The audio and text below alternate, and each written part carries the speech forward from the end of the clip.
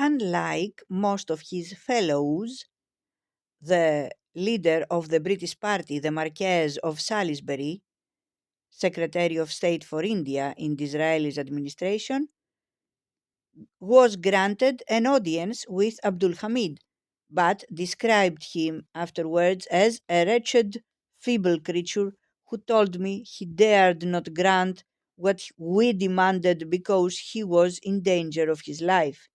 His opinion may perhaps have been affected by the Sultan's decision to confer upon Lady Salisbury, who had accompanied him, the Order of Chastity, third class.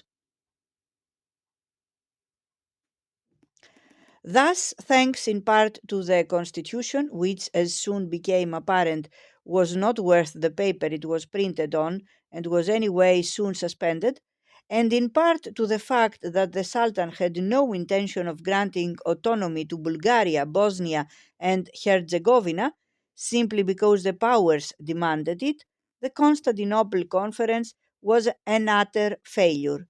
War was now inevitable. The first nation to act was Russia, whose armies simultaneously crossed the European and the Asiatic frontiers of Turkey on 24 April 1877. A month later, Romania declared her independence and joined the combatants, and before long the Turks were retreating on all fronts. At last, on 31st January 1878, the Sultan agreed to an armistice. It was virtually an act of surrender. Even so, it did little to assuage the state of panic prevailing on the Bosporus. There seemed a real possibility that, after more than 4 centuries, the crescent might once again give way to the cross. But such a prospect held little appeal for Austria, which was now casting a covetous eye on Bosnia and Herzegovina, nor indeed for Britain, where Disraeli had always been a friend of Turkey, and where the people, still remembering the Crimean War, lustily bellowed the contemporary music hall song, "We don't want to fight, but by jingo if we do. We've got the ships, we've got the men, we've got the money too. We've fought the bear before, and while Britain shall be true, the Russians shall not have Constantinople." To emphasize the point still further, in mid February, Britain ordered a squadron from her Mediterranean fleet to sail up through the Narrows into the Sea of Marmara, returning fire if necessary, and to take up a station opposite the city. If, as seems likely, this was intended to have a calming effect, it was unsuccessful.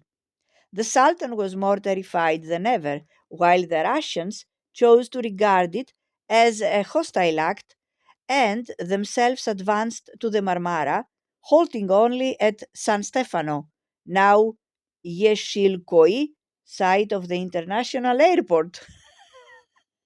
With Britain and Russia now drifting ever nearer to war, the Grand Duke Nicholas, commanding the Russian forces, agreed to advance no further, Admiral Sir Phipps Hornby consenting on his side to withdraw his ships to the Princess Islands, about 8 miles south of the Golden Horn.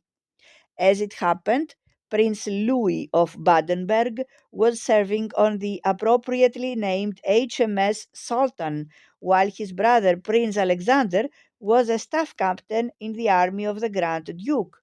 Alexander was given a warm welcome aboard the Sultan by its commanding officer, who chanced to be none other than Prince Alfred, Duke of Edinburgh, second son of Queen Victoria and husband of the Charles' only surviving daughter.